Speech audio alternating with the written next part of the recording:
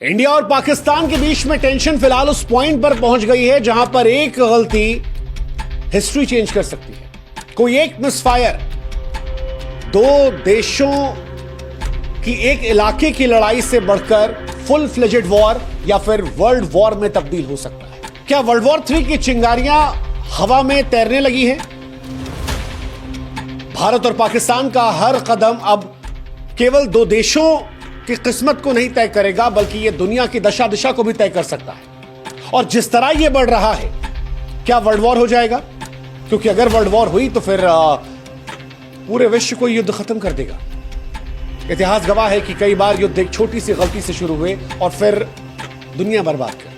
Vietnam का युद्ध एक गोलीबारी से शुरू हुआ था। क्यूबा मिसाइल संकट अविश्वास से पनपा था। कोसोवो का नरसंहार असंवेदनशील सियासत से हुआ था। लेकिन भारत और पाकिस्तान जो पहलगाम से शुरू हुए थे, ऑपरेशन सिंदूर से आगे बढ़े, अब एक दूसरे के शहरों पर जब लगातार ड्रोन और मिसाइल से हमले कर रहे हैं और जो परमाणु शक्तियों से लैस है, क्या वो दुनिया को तीसरे विश्व युद्ध में धकेल रहे हैं? देखिए, अगर आप उन लोगों में से हैं जिन्हें ये युद्ध फैसिनेट कर रहा है तो आपको बता दें कि युद्ध शुरू करना आसान है, रोकना नहीं। युद्ध का मजा सिर्फ उसे आता है जो दूर से देखता है। जो इसका हिस्सा बना है वो कभी युद्ध नहीं चाहता, ना वो सैनिक जो इसमें लड़ रहे हैं, ना उन सैनिक के परिवार वाले, ना वो जिन्होंने कभी इस युद्ध के दंश को सहा या करीब से देखा है।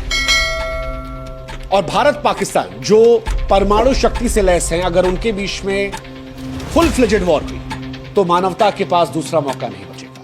यकीन मानिए, भारत और पाकिस्तान के बीच फुल फ्लेजेड वॉर हुई और अगर ये वर्ल्ड वॉर 3 में तब्दील हुई तो फिर क्या परिस्थिति होगी? आपको बता दें कि फिर मंजर वो होगा जो सुनकर भी शायद आपको डरा दे। वर्ल्ड वॉर 1 और वर्ल्ड वॉर 2 से कहीं ज्यादा मौतें हुई। वर्ल्ड वॉर 1 में 1 करोड़ 60 लाख लोगों की जान गई थी, अनगिनत बीमारियों में फंसे रहे। वर्ल्ड वॉर 2 जब आया तो इसमें मौतों की संख्या और ज्यादा बढ़ गई। 8.5 करोड़ के आसपास मौतें हुई, जिसमें हिरोशिमा और नागासाकी पर परमाणु बम भी शामिल था। हिरोशिमा में 70,000 लोग और नागासाकी में 40,000 लोग एक सेकंड में राख हो गए। लेकिन अगर इंडिया और पाकिस्तान फुल फ्लेजेड वॉर करते हैं, परमाणु वॉर करते हैं, तो फिर कहानी बिल्कुल अलग होगी। अगर ये दोनों देश अपने 50% हथियारों का भी इस्तेमाल करते हैं तो ये मान के चलिए 10 से 20 करोड़ लोग पहले घंटे में मर सकते हैं। उसकी वजह है, चाहे दिल्ली हो या कराची, इनकी आबादी घनी है। दिल्ली में 2.5 करोड़ से अधिक लोग हैं, कराची में 2 करोड़ से अधिक लोग हैं। आधुनिक हथियार इनके पास है जो 15 से लेकर 300 किलोटन की शक्ति रखते हैं। हिरोशिमा में 15 किलोटन का इस्तेमाल किया गया था और अब 300 किलोटन तक के हथियार हैं। आप सोचिए कितने गुना है। अब अगर हथियारों की ताकत बड़ी है तो तबाही का मंजर भी तो बड़ा होगा। अगर 100 किलोटन का मान लीजिए बम कराची या फिर दिल्ली पर गिर जाता है तो यकीन मानिए 5 से 10 किलोमीटर तक सब कुछ मलबे में तब्दील हो जाएगा। 20 किलोमीटर तक लोग जलकर राख हो जाएंगे। 30 किलोमीटर तक इमारतें जो हैं वो पूरी तरह से ढह जाएंगी। लाखों मौतें मिनटों में हो जाएंगी। करोड़ों ऐसे हैं जिनको इलाज नहीं मिलेगा। रेडिएशन का असर अलग आएगा। कैंसर, अपंगता और आगे आने वाली पीढ़ियों में बीमारियां जो इंसान की नस्लों को बर्बाद कर रख देंगे। अब अगर आपको लगता है कि दोनों देश समझदार हैं, वो लड़ रहे हैं, वर्ल्ड वॉर जैसी सिचुएशन या परमाणु वॉर जैसी सिचुएशन नहीं होगी, तो आपको यह समझना पड़ेगा कि एक गलती वर्ल्ड वॉर शुरू कर सकती है। एक गलती। कोई भी युद्ध जानबूझकर शुरू नहीं करता, हालात बनते चले जाते हैं। एक मिसफायर। आज भारत और पाकिस्तान के बीच तनाव की तपती रेत पर एक ऐसी गलती, एक मिसाइल का गलत निशाना, एक साइबर हमला, एक आतंकी साजिश या खुफिया जानकारी की चूक न केवल दोनों देशों को बल्कि पूरी दुनिया को तीसरे विश्व युद्ध की भट्टी में झोंक सकती है। ये दोनों देश ऐसे हैं जो परमाणु हथियारों से लैस हैं। गलतफहमी को सुधारने का वक्त शायद चंद मिनट भी ना मिले। उदाहरण के तौर पर एलओसी पर तनाव के दौरान एक मिसाइल अगर गलत निशाना साध लेती है तो दुनिया बदल सकती है। ऐसा पहले भी हुआ है।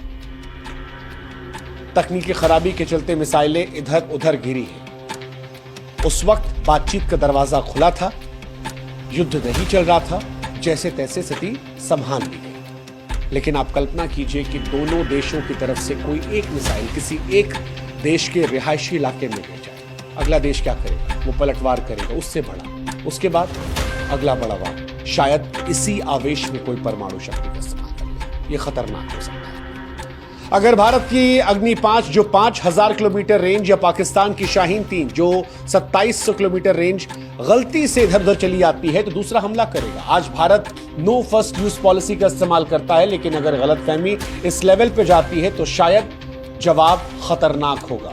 मिसाइलें हवा में होंगी। दिल्ली, मुंबई, कराची, इस्लामाबाद जैसे शहर मिनटों में मलबे में तब्दील हो सकते हैं। मौजूदा दौर में अगर कहीं कोई आतंकवाद हो जाता है तो यह भी विश्व युद्ध की तरफ धकेल सकता है। 2008 में मुंबई हमलों ने भारत को हिलाया था। 2019 के पुलवामा हमले ने बालाकोट हवाई हमले को जख्म दिया था। पहलगाम में जो कुछ हुआ उसके बाद भारत ने ऑपरेशन सिंदूर चला दिया। आप कल्पना कीजिए कि अगर कहीं कोई आतंकवादी हमला होता है तो उसका जवाब होगा। भारत सीधे सीधे से पाकिस्तान की साजिश मानेगा, जवाबी कार्रवाई होगी।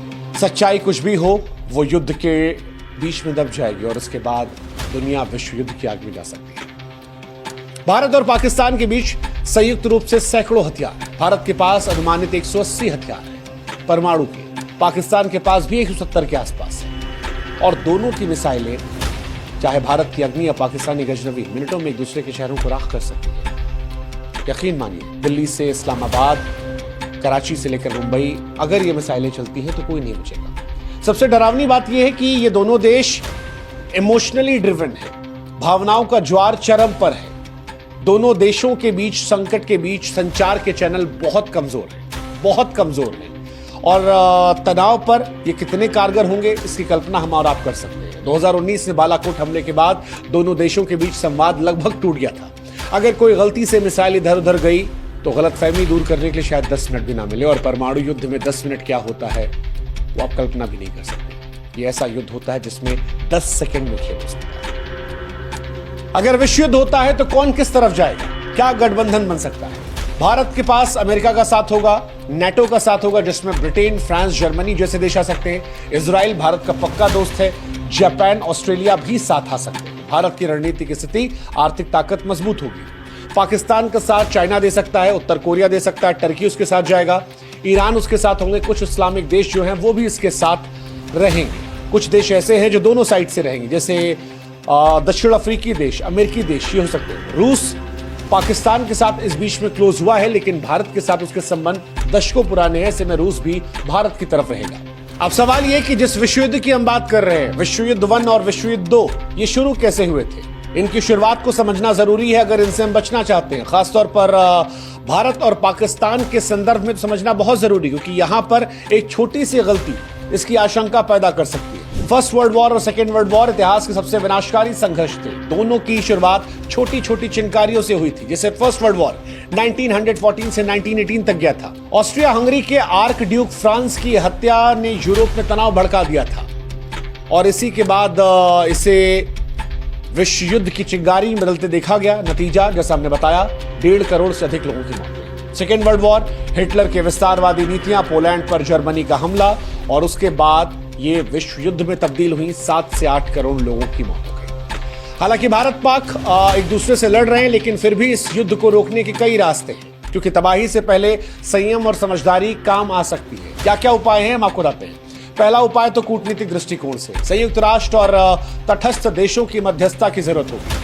कूटनीतिक दृष्टिकोण दुनिया में किसी भी युद्ध को रोकने का सबसे पुराना और प्रभावी हथियार है। रूस और यूक्रेन लड़ रहे थे, तब भारत ने भूमिका निभाई थी। भारत ने दोनों संवाद किया था। अब भारत और पाकिस्तान के बीच में जब कमजोर कम्युनिकेशन है तो दुनिया के और बड़े देश इस बीच में अपनी भूमिका निभा सकते हैं। भूमिका संयुक्त राष्ट्र भी निभा सकता है। संयुक्त राष्ट्र ने इससे पहले भी इंडिया और पाकिस्तान में युद्ध को रोका है, कई बार रोका है और इस बार भी वो अपनी अहम भूमिका कर सकता है। जैसे 1965 और 1971 में भारत पाक युद्धों के बाद यूएन ने मध्यस्थता करवाई थी। 1965 में ताशकंद समझौता और 1971 में शिमला समझौता हुआ था, जिसकी बाद भारत और पाकिस्तान में शांति बनाने की कोशिश की गई थी। हालांकि इसमें भी चुनौतियां हैं, क्योंकि यूएन में अमेरिका, चीन, रूस परमानेंट मेंबर है और वो अपना अपना हित देखेंगे। चीन पाकिस्तान का समर्थन करेगा, अमेरिका इंडिया की तरफ झुकेगा। ऐसे में क्या यूएन की तरफ से कोई निष्पक्ष सुझाव आ सकता है? ये थोड़ा मुश्किल हो सकता है।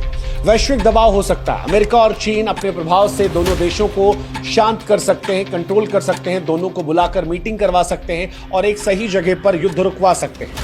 पाकिस्तान पर आर्थिक प्रबंध से भी काम चल सकता है।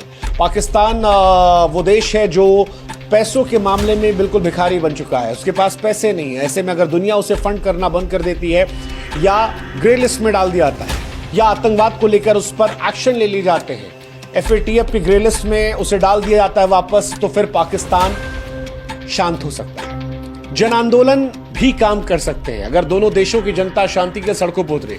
हालांकि इसके चांसेस ना के बराबर हैं, क्योंकि ना हिंदुस्तान और ना पाकिस्तान, ये दो ऐसे देश हैं जहां लोग देश के लिए जीने मरने को तैयार है। ऐसे में शायद ही कोई ऐसा होगा जो सामने आकर ये कहेगा कि युद्ध रुकना चाहिए। हालांकि कुछ लोगों ने लिखना पढ़ना ऐसा भी शुरू कर दिया है, वो सामने आ रहे हैं। जैसे भारत में अंबाती रायडू ने ट्वीट किया कि आंख के बदले आंख दुनिया को अंधा कर सकती। कई और लोगों ने भी लिखा कि युद्ध वो चाहते हैं जिन्होंने युद्ध देखा नहीं है, जिन्होंने युद्ध देखा है वो युद्ध से बचना चाहते हैं। अगर ऐसी आवाजें और बढ़ती हैं, अगर ऐसी आवाजें और ज्यादा आती हैं, तो शायद दोनों देशों की तरफ से कोई विचार हो सकता है। हालांकि युद्ध और देशभक्ति के शोर के बीच में ऐसी आवाजों का शोर शायद कम हो जाए, लेकिन फिर भी उम्मीद छोड़ना गलत है और आप इसकी भी उम्मीद कर सकते हैं। सैन्य संयम, भारत और पाकिस्तान को उकसावे वाली कार्रवाई करने से बचना चाहिए, यह भी एक समाधान हो सकता है। भारत पाकिस्तान अगर युद्ध लड़ भी रहे हैं तो वो एक हिस्से को लेकर लड़े, रिहायशी इलाकों से बचें, ताकत सेना के बीच में टेस्ट हो, मासूम लोगों पर इसका प्रयोग ना किया जाए, क्योंकि अगर ये प्रयोग हुआ तो ये विश्व युद्ध की चिंगारी को जला सकता है। लेकिन आखिर में जो सवाल सबसे मौजूद है वो यही कि क्या हम राख से पहले शांति को चुन सकते हैं, क्योंकि भारत और पाकिस्तान के बीच वर्तमान तनाव ऐसे चौराहे पर खड़ा है जहां से लौटना लगभग असंभव है। इतिहास ने हमें बार बार सिखाया है कि युद्ध सिर्फ सरकारें नहीं बल्कि सभ्यताएं हारती हैं। वर्ल्ड वॉर 1 एक गोली और वर्ल्ड वॉर 2 एक तानाशाह के लालच से शुरू हुआ था, करोड़ों की जान ली, पीढ़ियां तबाह कर दी। अब वर्ल्ड वॉर 3 की आशंका है। भारत और पाकिस्तान के बीच एक गलती इतिहास को बदल सकती है। एक मिसाइल इधर उधर होना ये दुनिया को युद्ध की आग में झोंक सकती है। परमाणु शक्ति कभी कोई ढाल नहीं रही है, ये वो विस्फोटक है जो मानवता की रेत पर टिक चुका है। भारत और पाकिस्तान के बीच इतनी ताकत है कि 5-10 मिनट की प्रतिक्रिया में दुनिया से नक्शा बदल सकता है। दिल्ली, कराची, लाहौर, मुंबई जैसे शहर मिट्टी में मिल सकते हैं। रेडिएशन की चुप्पी आने वाली पीढ़ियों को भी सुनाई पड़ेगी। ऐसे में क्या इस युद्ध को रोका जा सकता है? हाँ, अगर संवाद हो, संयम हो, समझदारी हो, कूटनीतिक हथियारों का इस्तेमाल किया जाए और दोनों देश की जनता युद्ध नहीं शांति में। अगर भारत और पाकिस्तान ये समझें कि दुश्मन एक दूसरे के भीतर नहीं बल्कि अविश्वास और कट्टर सोच के भीतर है, अगर पाकिस्तान आतंकवाद को खत्म कर दे तो हिंदुस्तान उसके साथ शांति समझौता कर ले, क्योंकि अगर ये शांति समझौता नहीं होता है और इस बार कोई गलती होती है तो शायद गलती की कोई गुंजाइश नहीं होगी, क्योंकि इस बार युद्ध शुरू हुआ तो कोई विजेता नहीं बचेगा, सिर्फ बचेंगी तो राख राख राख। इसलिए वक्त है इतिहास से सीखने का, क्योंकि अगर नहीं सीखे तो हिंदुस्तान पाकिस्तान ही नहीं एशिया और पूरी दुनिया शायद जल उठेगी। हमें तय करना है कि क्या हम मिलकर इतिहास बना सकते हैं या इतिहास के पन्ने पर खून की स्याही से अपना नाम दर्ज कर सकते हैं। फैसला हिंदुस्तान और पाकिस्तान के लोगों को करना है, फैसला हिंदुस्तान और पाकिस्तान की सरकारों को करना है। जय हिंद, जय भारत, नमस्कार।